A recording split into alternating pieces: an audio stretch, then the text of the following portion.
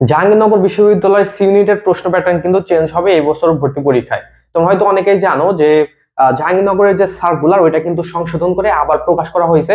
তো এই সার্কুলারে কিন্তু কিছু বিষয় চেঞ্জ আসছে। তারপর নতুন করে কিন্তু এখানে দেখো যে আইন বিভাগ এবং তুলনামূলক সাহিত্য ও সংস্কৃতি বিভাগ এই দুইটা ডিপার্টমেন্ট কিন্তু সি ইউনিটে নতুন করে যুক্ত করা হয়েছে। আর নতুন সার্কুলার অনুযায়ী কিন্তু তোমাদের মান বন্টনের মধ্যে কিন্তু একটা চেঞ্জ আসছে। তো এই যাবতীয় সকল বিষয় হচ্ছে আজকের এই ভিডিওতে আমি তোমাদের সাথে আলোচনা করব। দেখো, আমাদের জাহাঙ্গীরনগরে যে সার্কুলার দিয়েছিল ওই সার্কুলারের পরে নতুন করে আবার সার্কুলার রিভাইজ করে প্রকাশ করা হয়েছে। সেই সার্কুলার অনুযায়ী তোমরা যারা সি ইউনিটে পরীক্ষা দেবে তোমাদের আবেদন ফি নির্ধারণ করা হয়েছে 700 টাকা, এবং তোমরা হচ্ছে 2 তারিখ থেকে এই আবেদনটা করতে পারবে। এবং আমাদের এখানে যে যে চেঞ্জ আসছে সেগুলো আমি তোমাদের জানাচ্ছি। দেখো, প্রথমে আমরা মানবন্টন নিয়ে একটু আলোচনা করি, কারণ এই মানবন্টনটা তোমাদের জন্য খুবই সিগনিফিকেন্ট।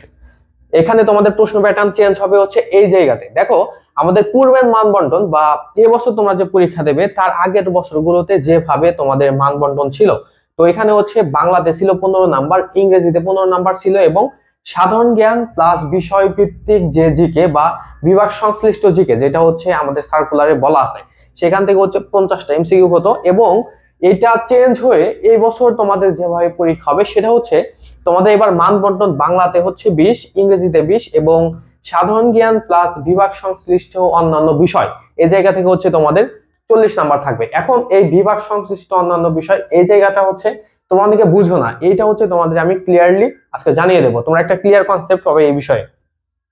তো এখানে দেখো, তোমাদের যে এখানে যে 15টা করে প্রশ্ন ছিল, এখানে তোমাদের একটা ফ্যাক্ট হচ্ছে এখানে তোমাদের টপিক দেখা লাগতো। বিশেষ করে আমি তোমাদের প্রথমে জানাচ্ছি যে বাংলা এবং ইংরেজিতে, তো এখানে যেহেতু 15টা করে টপিক প্রশ্ন ছিল, তো সেক্ষেত্রে কিন্তু তোমাদের এখানে টপিক কম পড়লেও হতো। জাহাঙ্গীরনগরের জন্য যেগুলো একদম ফাইনাল সাজেশন আকারে যে টপিক আছে ওইগুলো পড়লে কিন্তু এখানে মোটামুটি তোমার হয়ে যেত। কিন্তু এবছর যেহেতু তোমাদের এখানে বাংলা এবং ইংরেজিতে হচ্ছে নাম্বার বাড়ানো হয়েছে বা এমসিকিউ বাড়ানো হয়েছে, তো সেই ক্ষেত্রে এখানে কিন্তু তোমাদের টপিক বেশি করতে হবে।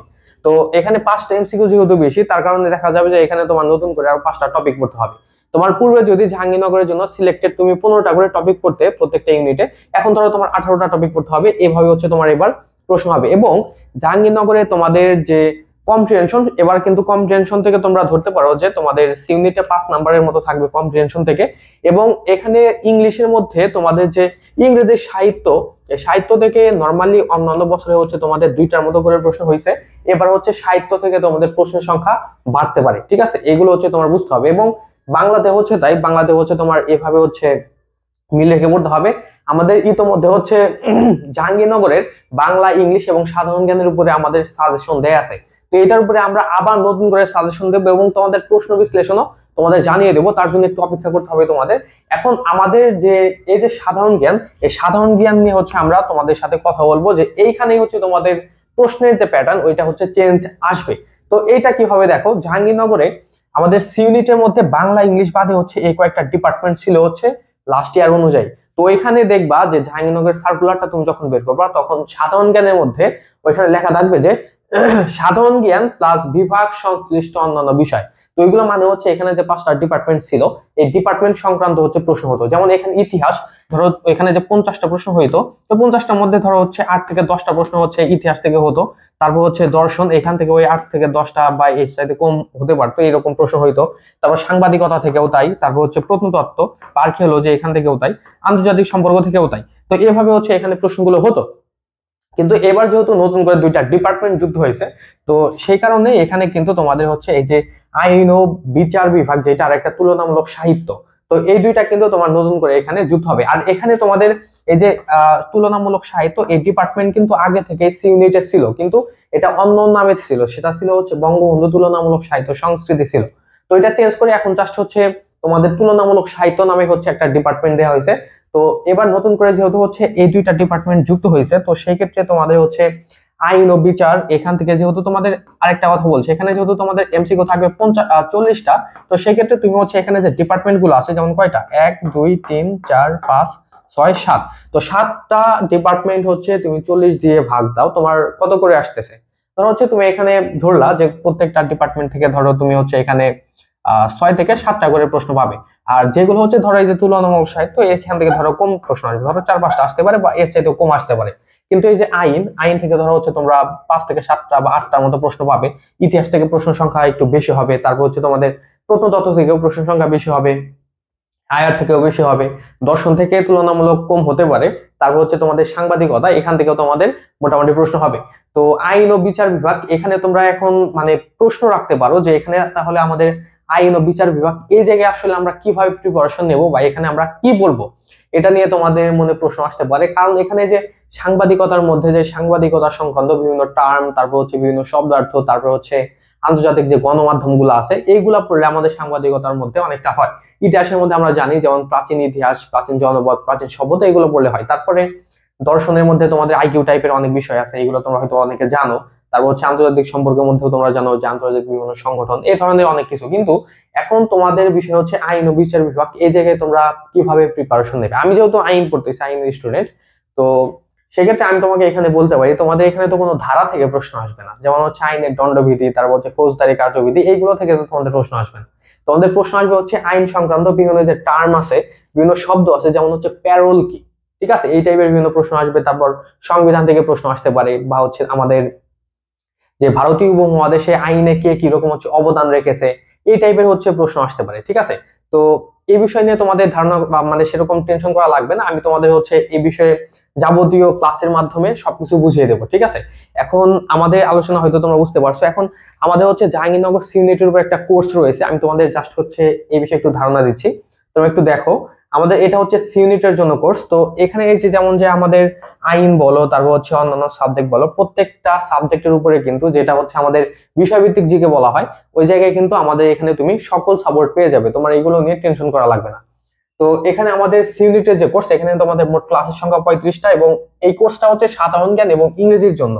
কারণ জাহাঙ্গীরনগরে যারা খারাপ করে তারা হচ্ছে এই সাধারণ জ্ঞানে খারাপ করে, নয়তো হচ্ছে ইংরেজিতে খারাপ করে।